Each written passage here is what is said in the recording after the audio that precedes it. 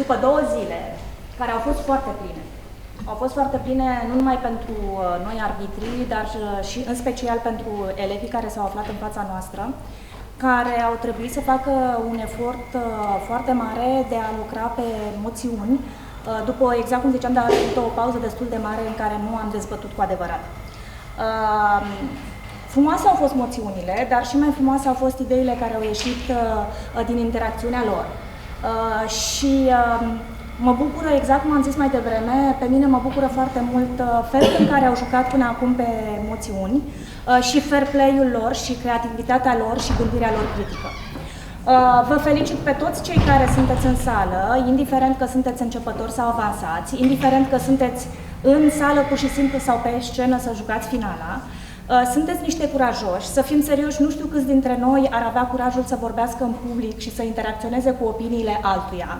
De aceea sunteți, pot să vă zic eu din partea mea așa, că sunteți minunați și vă felicit. Sunt sigură că acest meci va fi unul foarte dinamic, un meci din care vor ieși niște idei constructive. Mulțumim că și-au făcut timp să vină alături de noi doamna inspector general, Viorica Pavel, pentru că știm că dânsa și domnul inspector general adjunct, care și dânsul este alături de noi, domnul Constantin Coca, sunt foarte ocupați. Însă atât de mult le-a incitat ieri interesul ceea ce s-a prezentat aici în cadrul ceremoniei de deschidere, încât au zis că nu vor să piardă acest meci. Atenție, un mic amănunt, se filmează și se filmează de către Primăria Tulcea pentru că e interesant și pentru că oamenii care gândesc determină interesul celor din jur și pentru că se dorește un exemplu de bună practică cu privire la ceea ce pot face copiii noștri deștepți. Felicitări, sunt sigură că o să vă concentrați. Atenție, am o precizare, el este timekeeper-ul nostru, da? Regula este fix aceeași, da? Deci începe meciul la 1 minut, tare, ca să audă, da? La 2, ridică până sus ca să vadă. La 3, la 4 și mai și dată la 4, la 5, da? Și la 5 și 15 minute nu mai ascultăm, da? Avem arbitri în față, dar ei nu sunt acolo ca să vă privească critic, ci admirativ, pentru că nu degeaba sunteți pe scenă, da? Vă felicit! Succes, dragilor! Cuvântul îl voi da invitațiilor noștri la final, când își vor face o opinie la final, la festivitatea de premiere, când își vor face deja o opinie despre meci. Sper că nu se supără.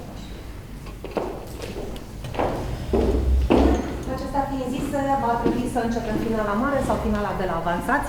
Nici nu știu cum să stau să vă privesc și pe unii și pe ceilalți. Vă felicit pe toți că ați jucat, pe voi că ați ajuns aici. Avem în față o echipă a guvernului și o echipă a opoziției care se va prezenta imediat, iar rolul meu este să vă prezint panelul de arbitri, cărora le mulțumim pentru aceste zile intense. Le-am alergat așa la greu. Da, o să vă și ridic puțin în toate cele. O să începem așa de undeva de la dreapta la stânga mea, cu doamna Laurenția Lili Purcherea, Colegiul Economic Delta Dunării. Mulțumim!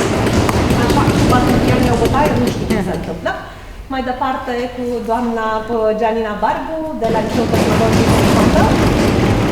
de la Măcin, cu doamna Colioglu Matei Mariana, așa că nu o bătaie.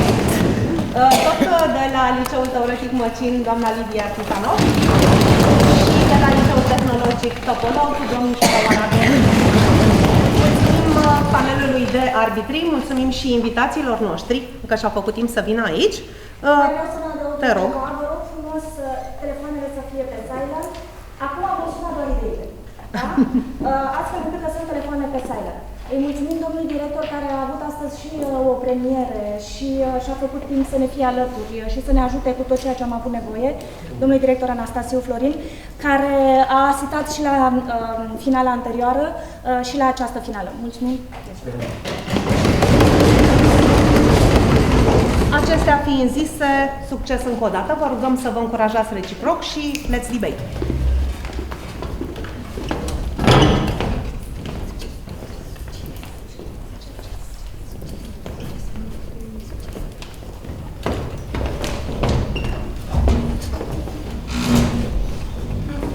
Pentru început, vă rugăm să vă prezentați auditorii după nume și ordinea în care se întâmplă. Vorbitorul 1 al guvernului. Andrei Georgiana.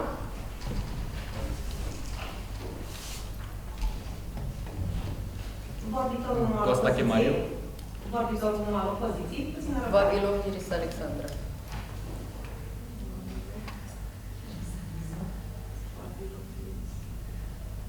Vorbitor 2, Guvern. Costache Mario. Vorbitor 2, opoziție. Oprea Maria. Deja Maria. Vorbitor 3, Guvern. Barbo Viviu.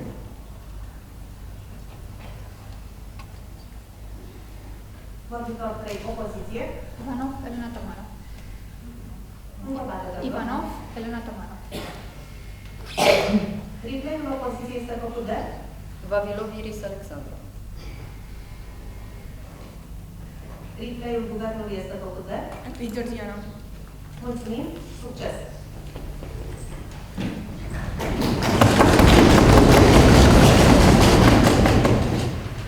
Voi începe în 3, 2, 1 și... Bună ziua, numele meu este Andrei Georgiana și astăzi mă aflu în fața dumneavoastră în calitate de vorbitor al Guvernului. Voi începe cu enunțarea moțiunii, motivul pentru care suntem azi aici, fiind să o dezbatem. Acest Parlament consideră că în situațiile de criză, cenzurarea de către stat a mesajelor din mediul online este justificată. În primul rând, voi continua cu explicarea termenului moțiunii, astfel stabilind parametrii terenului în care ne aflăm. Prin situații de criză, ne referim la momente critice în evoluția unei societăți. Acestea pot fi politice, economice, medicale, etc. Definim cenzurarea ca un mod de filtrare îmbinată cu restricționarea informațiilor care pot afecta în mod activ populația. Această cenzurare poate fi ștergerea, blocarea, restricționarea postării după un anumit timp sau nepermiterea postării de la început a mesajelor grafice cu impact negativ. Deci, pur și simplu, oprirea dezinformării și crearea de panică la nivel social. De asemenea, nu vom accesa datele cu caracter personal, cum ar fi SMS-urile sau mesajele private, pentru că acestea au un impact mai mic și se pot șterge, vizualiza mult mai greu. În plus, echipa care cenzurează și filtrează lucrurile postate va fi formată din oameni ai statului, angajați să analizeze postările. Acești oameni vor fi medici, psihologi, oameni de știință, IT-iști, economiști și specialiști în marketing, tocmai pentru a actualiza și a pune în balanță factorii științifici, psihologici și modul în care se propagă informația, astfel creându-se o viziune obiectivă în cadrul păstrării sau ștergerii acesteia. După ce se vor forma anumite șabloane de urmărire a impactului informației, se va forma un alt sistem de computerizat, un algoritm, care va reduce la minimum erorile informaționale. Astfel, argumentul meu este unul social, cum neimplementarea moțiunii duce la crearea de păduri sociale. Urmând ca Mario, vorbitorul al doilea, să prezinte efectele negative ale crizelor pe nivel social. În ultimul rând, Ovidiu, cel de-al treilea vorbitor al nostru, să stabilească arele de conflict. Impactul pe care îl va aduce implementarea moțiunii sociale este acela că populația va primi informațiile care contează, care nu urmăresc accesările în masă. Filozofia noastră de caz este îngoana după informații care contează și nu după cele care impresionează. Mediul online este unul neimaginabil de complex, dar partea pe care se aplică moțiunea este formată din platformele sociale, acolo unde poți posta mesaje care ulterior pot fi filtrate. De asemenea, plecăm de la status quo, cel în care mediul online are destul de multe efecte negative. În momentul actual, orice știre, informație postată în mediul online poate avea un impact la nivelul psihicului celui care vizualizează acea informație. Publicul average, cu grad de informare mediu, populația majoritară, așa cum deja are tendința să fie sceptică, urmărește un site de știri și vede cum un articol are următoarea informație. Șoc! Nu te fi gândit la una ca asta. Masca pe care o porți zilnic conține o substanță toxică care îți poate afecta în timp sistemul respirator. Este destul de evident că în situația actuală, acea știre este total luptă de realitate și că site-ul pe care a fost publicată are ca scop accesările în masă a populației dezinformate. Pe lângă informare însă, mediul online poate da și efectul de punere a vieții în pericol. Exemplul explicat anterior, dar și de valuri sociale.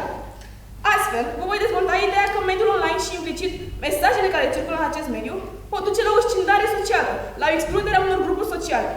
Vă voi explica acest raționament pentru un exemplu clar și recent.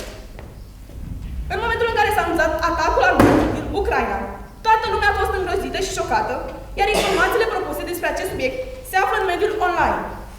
Se postau fake news care puneau lumea în panică și la propriu, nemai putând să doarmă noaptea, gândindu-se la un mod de a pleca din țară. Oamenii își spuneau părerile dezinformate într-un moment de criză, iar informația circula nestingerită pe internet, având un uriaș impact emoțional și social. Oamenii începeau să zică că e vina Rusiei, e vina rușilor, că nu vor niciodată să mai fie în preajma lor și îi desconsiderau, deși la nivelul de populație acele persoane nu aveau vreo putere în oprirea sau începerea războiului. Totuși, bunia neagră a picat pe poporul rus. Astfel, ajungându-se la o izolare din partea statelor vecine și la un abuz de exprimare în momente în care toată lumea instiga la opinii discriminatoare, ajungându-se chiar la excluziune socială. Ideea principală este că internetul are un puternic efect manipulator, iar persoanele influențabile, copiii și chiar adulții în toată firea, pot fi puternic afectați vizual de imagini și informații cu caracter sensibil.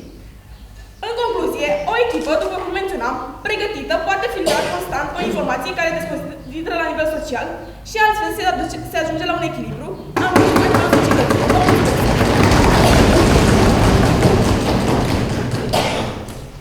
Minute și 17 secunde. Mulțumim vorbitorului urmal. Guvernul se pregătește ca vorbitorul urmal electropoziție.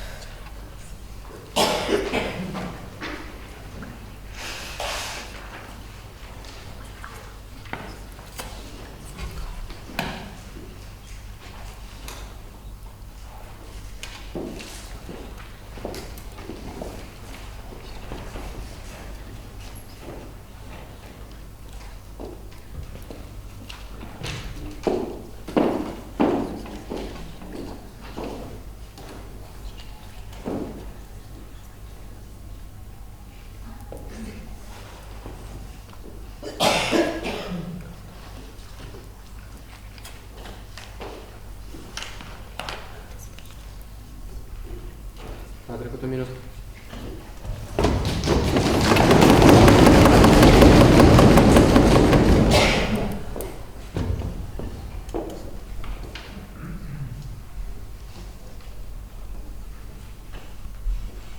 O să încep în 3, 2, 1.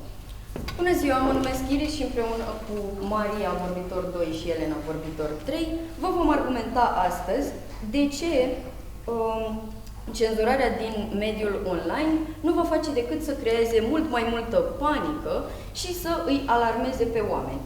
Prin două argumente, argumentul liberei exprimări și argumentul abuzului de putere. Dar mai întâi voi începe cu partea de contraargumentare. Guvernul ne-a prezentat cum că s-ar putea crea o entitate de cenzură făcută din oamenii ai statului, dar în partea mea constructivă o să vă argumentez faptul că în prezent populația nu are încredere în oamenii statului. De asemenea, la momentul actual, informațiile ilegale sau imorale sunt deja cenzurate de către companii. Am văzut precizarea aceasta în cadrul guvernului. Pe de altă parte, un studiu publicat de Consiliul European afirmă că oamenii nu se încred când vine vorba de pandemie doar în surse oficiale, iar cenzurarea informațiilor în cadrul social media ar putea crea și mai mult dezechilibru emoțional și neîncredere în situație de criză.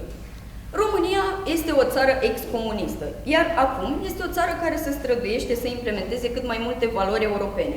Valori precum libera exprimare. Nu o țară care vrea să se întoarcă din nou la vechiul regim. Întrucât oamenii, până acum, au fost mult mai fericiți, liberi și dezvoltați din punct de vedere economic și intelectual într-un sistem democratic. Una dintre valorile europene este libera exprimare. Astfel, noi susținem ideea că accesul oamenilor la informație, respectiv pluralismul media, este cel care dă autoritate informațiilor care chiar sunt reale. Spre exemplu, secretarul general al ONU a precizat: adevăratul antidot împotriva dezinformării nu e interzicerea mass mediei, ci promovarea unui ecosistem media vibrant, pluralist, profesional, etic și viabil, total independent de cei de la putere. Situațiile de criză, după cum s-a menționat anterior, sunt situații tensionate, în care oamenii sunt stresați, debusolați, anxioși și în care nu reacționează rațional, logic. Totuși, dacă aceștia ar fi pregătiți în vreun fel pentru stresul sau dezinformarea din mediile online, aceștia nu numai că am reduce impactul acestora pe timp de criză, dar am face oamenii mai liniștiți și mai puțin triști pentru că au autonomia să-și selecteze singuri informațiile. Astfel, bugetul de stat care ar fi implementat pentru crearea unei entități de cenzură ar putea fi folosit pentru educarea maselor. Într-o situație de criză, anumite drepturi ale cetățeanului sunt îngrădite pentru siguranța acestora, cum a fost cazul pandemiei. Dar libera exprimare este esențială și nu ar trebui de nicio culoare suprimată, mai ales în România, unde încrederea în guvern este destul de scăzută. În primul rând, cenzurarea mesajelor este neconstituțională, conform articolului 30 din Constituție, punctul 2. Cenzura de orice fel este interzisă. În al doilea rând, într-un sondaj făcut de grupul de studii sociocomportamentale Avangarde privind încrederea cetățenilor în politicieni și restricțiile COVID, reiese că 68% dintre respondenți nu au încredere în politicienii români, dar 90 dintre aceștia sunt de acord cu măsurile luate de Ministerul Sănătății pentru combaterea valului 5. Această statistică ne arată că oamenii, chiar dacă se află într-o situație de criză, nu sunt absurzi, ci pot înțelege nuanțele unui pericol, dar ne și demonstrează din nou că cetățenii români nu au încredere în guvernul lor. Deci guvernul care ne-ar suprima libera exprimare ar crea proteste de mai mare anvergură, încercând să ne protejeze. Haideți să vedem un exemplu din Egipt. În Egipt, în 2011, s-au cenzurat rețelele de socializare precum Twitter și Bambuster, cele mai populare rețele, și în cadrul unei crize politice. Și chestia asta a dus la și mai multe proteste, ulterior la cenzurarea internetului. Dar pe argumentul abuzului de putere va intra colega mea, Maria. Ce am preferat? Să avem manifestări, proteste pe internet sau în viața reală? Cenzura nu este deloc justificată dacă aceasta, în loc să creeze confortul psihologic de care au oamenii nevoie, creează mai multe manifestări violente în mediul public și dau undă verde guvernelor să cenzureze ce și câtă informație vor. Deci să facă abuz de putere, lucru pe care îl va dezvolta, cum am menționat și mai devreme colega mea Maria. Având în vedere toate cele menționate mai devreme, vă rugăm să nu votați moțiunea. 4 minute 56.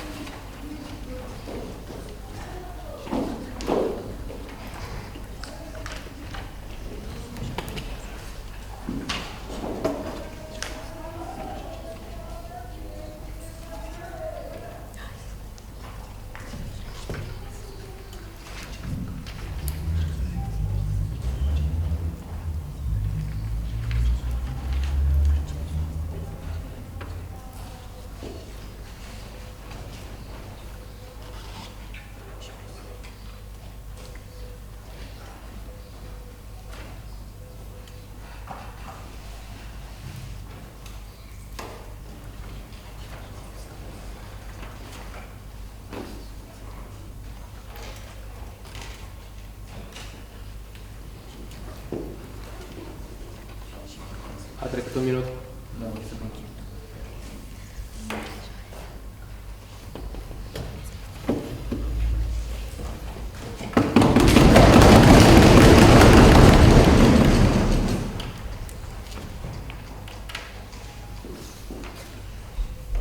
Trei, doi, unu și...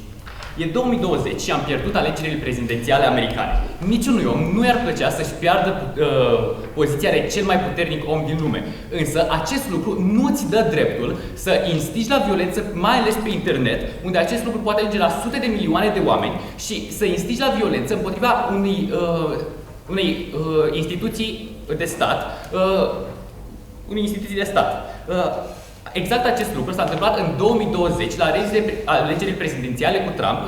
Voi vorbi mai mult despre acest exemplu, totuși, în argumentul meu. Începând cu contraargumentarea. În primul rând, aceștia ne-au spus că Europa susține libera exprimare. Da, susține libera exprimare, însă, în situațiile de criză, până și aceasta este de acord cu cenzurarea. A fost de acord în perioada COVID, este de acord în perioada războiului acum, și până și exemplul pe care ne l-au dat cu Ministerul Sănătății, cu care sunt 90% dintre oameni de acord, adică această instituție este și ea de acord cu cenzurarea informațiilor care dăunează sănătății populației în situații de criză. Mai mult de atât, vreau să spun că despre cursurile în care statul poate să investească și despre care aceștia au vorbit, vreau să spun că există deja cursuri de acest gen, există până și în școli, există online gratis și oamenii se pot informa deja în acest sens dacă își doresc acest lucru. Nu avem nevoie de fonduri ca să facem asta, ci doar să-i ajutăm pe oameni în alt mod. Mai mult de atât, ne-au vorbit despre instituțiile corupte în care oamenii nu au încredere, dar acest lucru se întâmplă în orice.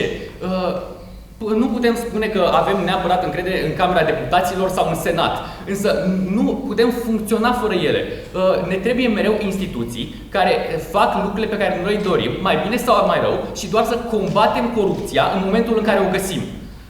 Acum, trecând în argumentul meu constructiv. Am două părți. O să vă arăt de ce crizele economice nu sunt destul de importante pentru a fi cenzurate și, doi, de ce crizele sanitare și politice, mai ales cele pornite pe internet, pot duce la daune în masă și panică.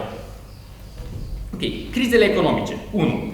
Nu pot fi cenzurate dintr-un motiv foarte simplu. Economia globală este un proces extraordinar de complicat pe care nici experții nu îl înțeleg perfect. Astfel, nimeni nu știe care este adevărul și orice cenzură ar fi de fapt speculație care este indusă în mintea oamenilor și forțată ca adevăr. Mai mult de atât, o criză economică nu este un pericol direct și imediat asupra vieților oamenilor, cum sunt cele politice sau economice despre care urmează să vorbesc în continuare. 2. Crizele politice. Avem dovada reală că niște tweet-uri chiar pot influența negativ o populație. Revenind la exemplu cu Trump, dat la începutul discursului meu, acesta a reușit să influențeze o parte mare din populația americană și a lumii, ulterior dovedită minciună că Partidul Democrat a furat alegerile americane. Un mesaj bine construit și transmis către un public influențabil a reușit să pornească o întreagă revoltă care a dus la moartea și arestul și chiar moartea a zeci de oameni. Astfel de postări pot avea pe termen lung efecte psihologice grave asupra populației. Pot crește nivelul de anxietate, pot duce la chiar o societate închisă, tensionată, lipsă de încredere în propriul stat și poate cel mai grav la teoria conspirației, care pe termen lung sunt deteriorante pentru un stat, întrucât oamenii nu mai au încredere în el și nu mai au încredere în el pur și simplu, adică se deteriorează nivelul de trai. Nu ar fi mult mai bine ca acești indivizi care aleg să instige la violență și să ignore binele oamenilor pentru propriile interese să fie opriți de la început? 3. Crizele sanitare. Poate cele mai importante, dar și simplu de înțeles. Informații false, opinii neavizate, aduse de oameni cu rea intenție într-o astfel de criză, pot pune în pericol direct și imediat viața oamenilor care le cred și nu se protejează de iminentul pericol. Informațiile acestea ar trebui oprite de la sursă pentru a nu se propaga și a nu răutăți situația critică în care deja ne aflăm.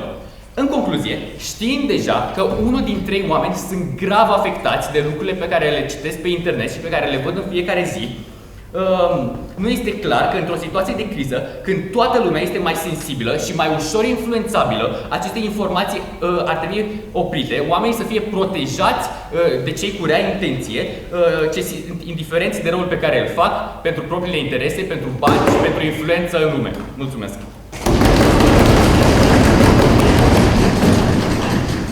5 minute și 2 secunde.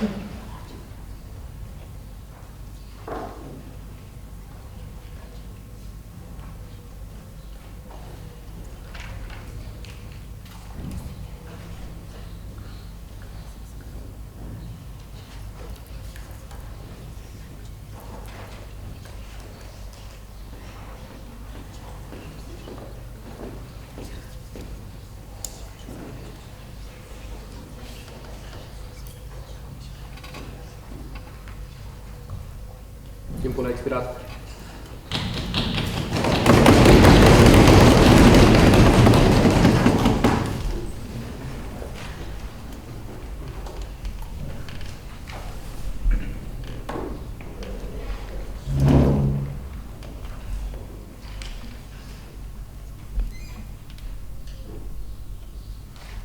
O să încep în 3, 2, 1. Bună ziua, mă numesc Oprea Maria și mă aflu în fața dumneavoastră în calitate de vorbitor 2 al echipei opoziției. În cadrul discursului meu de astăzi voi contraargumenta ideile aduse de guvern pentru a vă demonstra că soluția propusă de ei pentru a preveni riscurile prezente într-o situație de criză nu este eficientă, ci doar o măsură superficială la o problematică mult prea amplă, ce ține de siguranța unei țări, a unui individ și a unui stat. Ulterior voi insista pe un argument propriu, cel al abuzului de putere. Intrând în partea de contraargumentare, echipa guvernului a făcut o restrângere de caz pentru că ei au exclus crizele economice, însă au aprobat cenzura în cazul crizelor sanitare și politice, fapt ceea ce a fost o restricție în cadrul primului discurs din guvern. Totodată ei au menționat faptul că există deja o educație în școli și în online și că ei nu au nevoie de fonduri. Însă, considerăm că populația este destul de responsabilă și destul de autonomă încât să reușească să-și facă singură propria selectare de informații și să acționeze pentru binele propriu. Da. Dacă este atât de responsabilă, nu putea să învețe această informație și până acum? Adică să se educe singur. Poți să mai repete o dată? Dacă este atât de responsabilă populația, nu putea să se educe singură și până acum? Da, dar noi ținem să menționăm faptul că ne aflăm într-o situație de criză și că cetățenii ar reacționa mult mai bine dacă li s-ar prezenta pe față toată informația, fără să fie nevoie de cenzură. Acum, intrând în partea mea constructivă, vă voi demonstra de ce dreptul de cenzură statului într-o situație de criză poate să ducă la abuzul de putere. Statul are dreptul constituțional de a elabora și de a modifica legi cu scopul de a asigura bunăstarea proprie și a cetățenilor săi. Însă, este deja o afirmație comună, cea conform căreia fenomenul corupției este larg răspândit în România, deși la bază este un stat democratic. Conform Transparency International, România se situează pe primul loc în ceea ce privește indexul de corupție în Uniunea Europeană, alături de Bulgaria și de Ungaria. Totodată, România înregistrează, conform unui studiu Marca Europa Liberă, același scor al corupției ca în anul 2012, ceea ce arată faptul că măsurile luate în aproape 10 ani nu au fost constante și nu au reușit să reducă corupția. În acest context, cum putem avea încredere? De unde vom avea certitudinea că statul este destul de responsabil și de competent încât să nu abuzeze de cenzură pentru a nu expune cetățenii la informații false? La fel de îngrijorător este faptul că, în prezent, noi nu cunoaștem numele persoanelor care au luat decizii privind blocarea conținutului, că nu există proceduri transparente privind luarea acestor decizii și că noi nu cunoaștem competența membrilor grupului de comunicare strategică. Mai multe organizații civile și reprezentanți ai presei au cerut desecretizarea numelor membrilor grupului de comunicare strategică, însă știm doar că Raed Arafat este președintele acestui grup și că decizii ce țin de libertatea de exprimare și accesul la informație sunt luate de un grup secret, partea Ministerului de Interne, o instituție de control și de protecție cu zero competențe legate de libertatea presei. În aceste condiții, cenzura apare atunci când puterea politică, diverse grupuri de presiune sau indivizi își impun propriile valori politice sau morale asupra publicului prin suprimarea cuvintelor, imaginilor sau a ideilor pe care le găsesc neconforme cu tiparul acceptat. Astfel, dacă oferim unor astfel de instituții puterea de a suprima libertatea de exprimare într-un context favorabil lor, cum este o situație de criză, riscăm ca acestea să facă abuz de putere sub pretextul de a proteja bunăstarea și interesele proprii ale poporului. Chiar credeți că după terminarea unei crize, statul va renunța la exercitarea cenzurii în mediul online și va reveni la valorile fundamentale și democratice, printre care și libera exprimare? Să luăm exemplul Ungariei. În privința acestei țări, indexul Reporteri fără frontiere arată că guvernul condus de Viktor Orban a profitat de pandemie pentru a-și extinde supremația asupra presei. Potrivit organizației, partidul lui Orban a adus peisajul mediatic al Ungariei sub control pas cu pas, fapt concret, pentru că urmează alegerile prezidențiale din 2022, se preconizează că Victor Orban va avea șanse foarte mari de a câștiga alegerile, deoarece el a câștigat încă din timpul pandemiei controlul total asupra libertății, asupra presei. Astfel, echipa opoziției propune ca alternativă modelarea politicii în așa mod încât să recunoască rolul vital al presei libere în situațiile de urgență. Nu ar trebui să existe cenzură de stat sau alte restricții nejustificate privind fluxul liber al informației. Conform mai mult decât atât, alegând să restricționeze fluxul de informații în timpul pandemiei, democrațiile ajung să, pe o pantă alunecoasă care amenință drepturile fundamentale.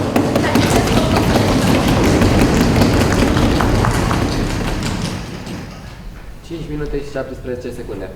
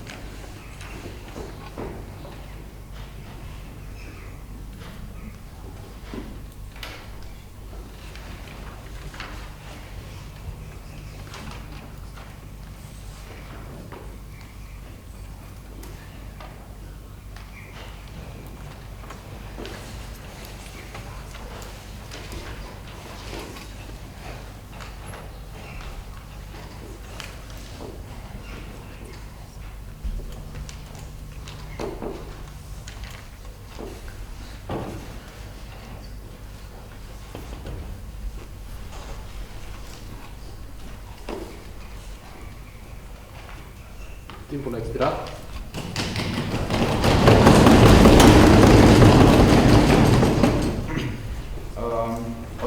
O să încep în 3, 2, 1 și... Astăzi v-au fost puse în față două lumi. Lumea guvernului, o lume progresistă. O lume progresistă, în care noi dorim să introducem cenzura, o cenzură care să funcționeze mai bine decât cea de până acum, în care noi dorim, prin intermediul căruia noi dorim să vedem un progres în ceea ce constă vulnerabilitatea populației în cazul unei situații de criză și de asemenea un progres psihologic, deoarece vă vom prezenta mai detaliat modul în care implementarea acestei moțiuni ar duce la o siguranță mai mare a indivizilor.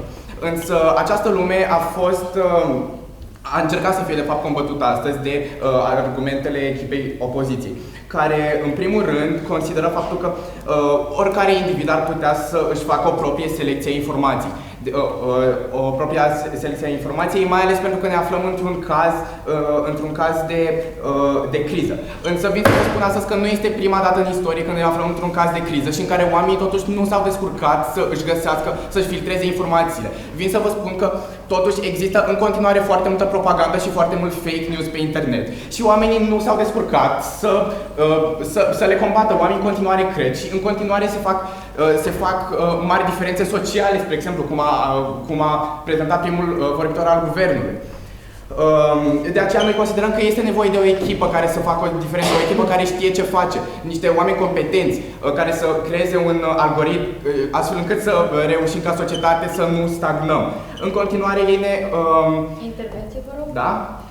Cum crezi că vor reacționa oamenii la propaganda din realitate dacă aceasta este cenzurată doar în mediul online? Poți să repeți, rog? Cum crezi că vor reacționa oamenii la propaganda din realitate sau de la televizor dacă aceasta este cenzurată doar în mediul online? Păi noi considerăm că în primul rând, cenzurând online propaganda, se va face o primă diferență, pentru că dacă stăm să ne gândim, mult mai mare impact are informația din online, de pe Twitter și așa și alte aplicații de acest gen decât la televizor, pentru că până la urmă majoritatea oamenilor folosesc aceste aplicații. În continuare, am fost acuzați de faptul că facem o restrângere de caz, dar noi de fapt v-am demonstrat de ce în cazul, de ce pe moțiunea aceasta o situație economică nu este relevantă. Până la urmă suntem într-o criză și da, nu este relevant. Însă, haideți ca astăzi să vedem de ce echipa guvernului a câștigat, prezentându-vă arile de conflict sau puncte de clej. În primul rând, noi, echipa guvernului, am venit să vă prezentăm modul în care cenzura nu înseamnă să tai tot, ci să filtrezi informația. Aflându-ne într-o situație de criză, este clar că oamenii, mai ales cei de rând, sunt mai vulnerabili decât în general și că toți sunt însetați să afle o știre sau o noutate cât mai repede.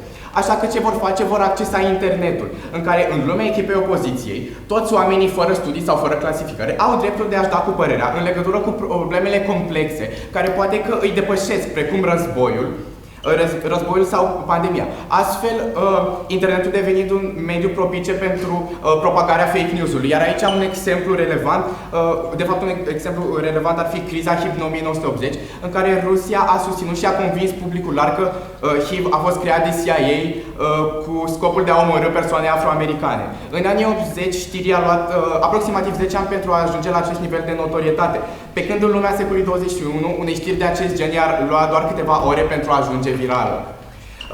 Lucru care merge foarte bine în mână cu ideea de un caracter persuasiv dat mesajelor și un fond potrivit situației de criză și astfel niște oameni pot să convingă alte persoane care sunt poate mai slabe de înger că ceea ce susțin ele este adevărat. Poate că nu un număr imens, însă un număr destul de mare cât să facă o diferență, deoarece putem să luăm, drept exemplu, vaccinul. Dacă o comunitate de oameni este convinsă de un fake news, că vaccinul nu este bun, nu se vor vaccina, nu este ca și cum vor avea consecințele, vor exista consecințe doar asupra lor ca persoană. Aceste consecințe se vor răspândi în toată societatea, deoarece, până la urmă, dacă tu nu te vaccinezi, poți să dai boala mai departe. Și acest lucru ne arată și acest lucru ne demonstrează că cenzura, în acest caz, ar reuși chiar să salveze unele vieți. Așa că, revenind la argumentul psihologic câștigat de noi, cenzura nu are ceva decât siguranță, informația fiind doar filtrată, nu numai că putem afla informații reale, însă putem afla într-un mod mult mai educativ, fără imagini explicite ce fie vorba între noi, pot aparține sferei caracterului persuasiv al mesajelor, care pot afecta la nivel psihic unele persoanele mai sensibile, pentru că până la urmă se dovede științific că un individ,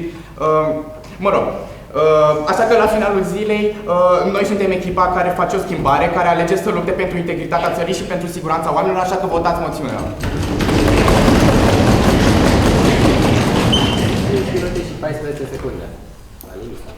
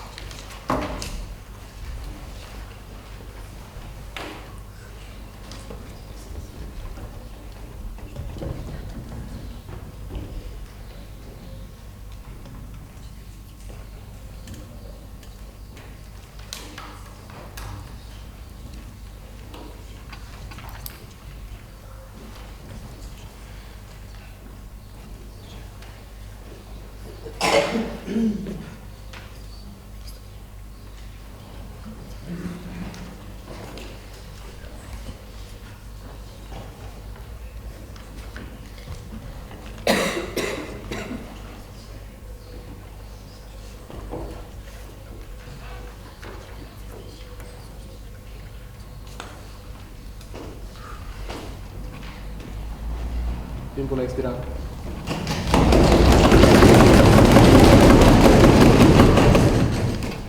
Începând 3, 2, 1. Bună ziua tuturor, mă numesc Elena și reprezint în cadrul discuției de astăzi vorbitorul 3 al echipei opoziției. În cadrul discursului meu voi contraargumenta spusele echipele guvernului, urmând ca mai apoi să realizez o reconstrucție a cazului opoziției și o sinteză de caz. În primul rând, echipa guvernului a susținut că lumea promovată de aceștia este o lume progresivă prin cenzură. Însă noi spunem că acest lucru este un nonsens, așa cum a exemplificat și prin argumentele aduse de Uniunea Europeană și precum susține chiar și legea. Mai apoi, echipa guvernului consideră că toate aceste argumente, toate aceste schimbări au ca scop final siguranța indivizilor, mai ales siguranța în mediul online. Numai că noi spunem faptul că, în mod normal, în timpul unei crize, oamenii oricum vor fi prezentați cu probleme. Aceștia vor fi... Da? Dacă în timpul unei crize oamenii oricum sunt prezentați cu probleme, de ce în timpul crizei COVID informații false despre acesta au fost cenzurate pe internet?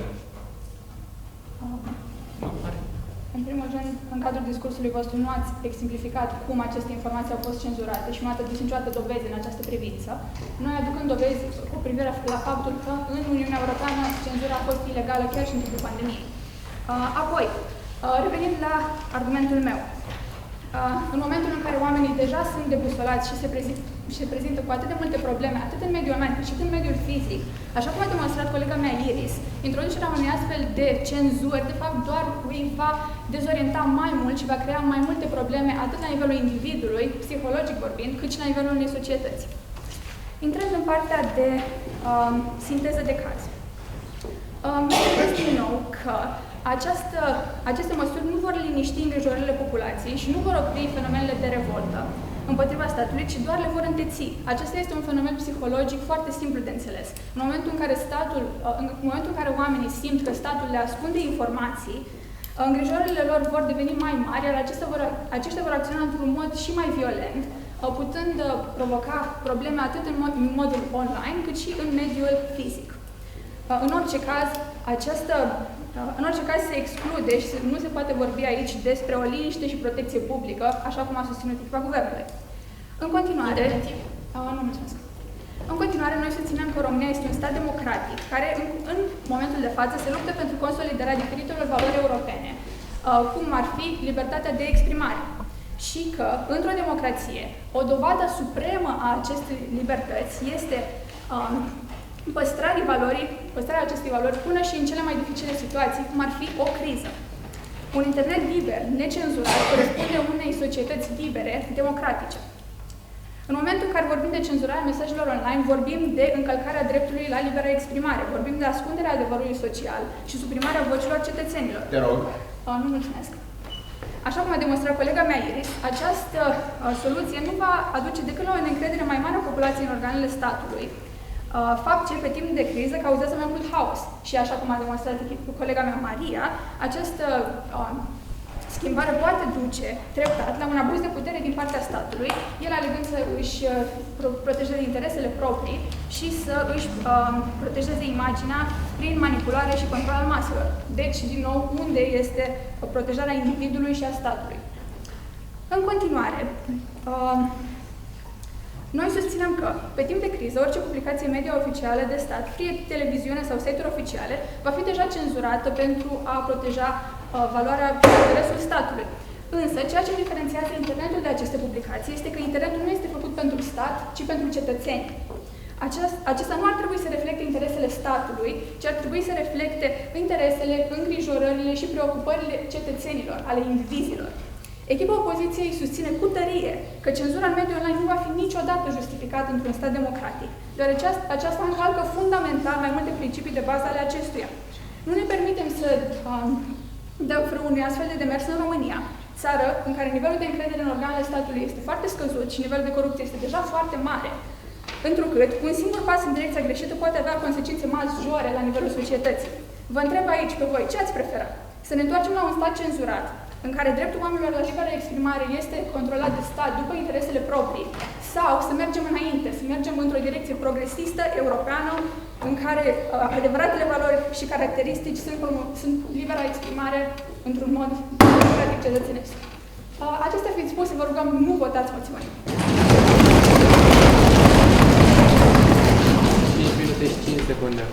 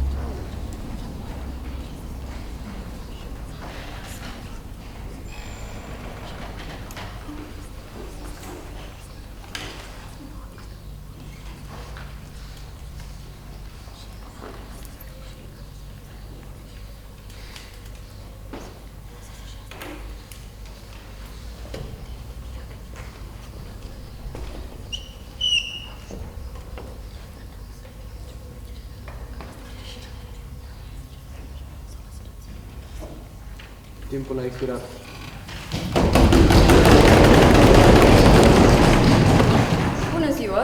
Osiris și mă aflu din nou în fața dumneavoastră ca să fac discursul de replay. Astăzi vă voi prezenta, în cadrul meciului s-au prezentat două lumi.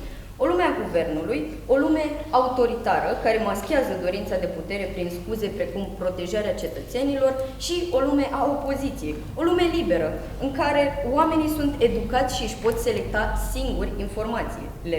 O lume în care oamenii vor protesta, într-adevăr. Suntem în situație de criză, dar doar în online, nu și în realitate, astfel neafectând siguranța publică.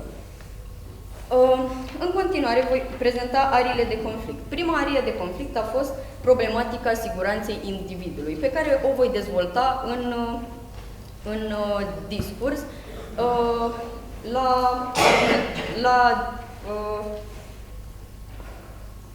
la dezvoltarea discursului fiecărui vorbitor. Astfel, Guvernul 1 a definit termenii, dar vorbitorul Guvernului 2 a făcut o restrângere de caz. Au exclus criza economică în discursul vorbitorului 2, după ce au definit termenii în discursul vorbitorului 1. Deci, noi cerem punctul. De asemenea, vorbitorul Guvernului 1 a menționat că la momentul actual a menționat că ar trebui cenzurate informațiile imorale, dar noi, opoziția 1, am demonstrat că la momentul actual informațiile ilegale sau imorale sunt deja cenzurate de către companii.